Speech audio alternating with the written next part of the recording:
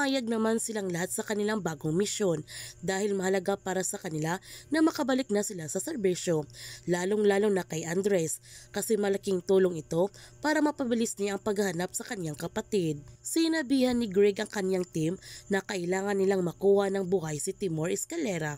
Hindi magiging madali ito para sa kanila dahil papasok sila sa mas mapanganib na lugar, kaya kinakailangan nilang magdobling ingat dahil isang maling galaw siguradong may mapapahamak sa kanila.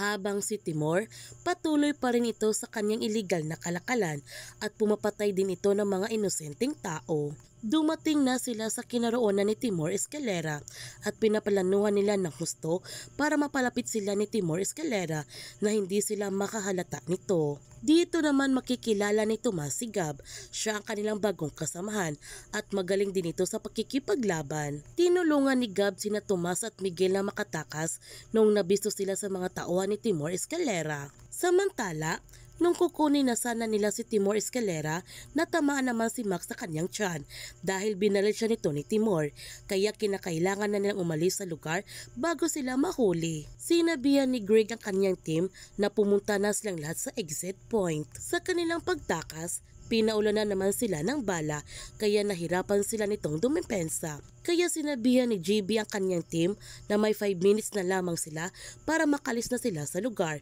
Kapag naiwan sila, bahala na sila nito. Magtagumpay kaya sila na makuha si Timur Escalera?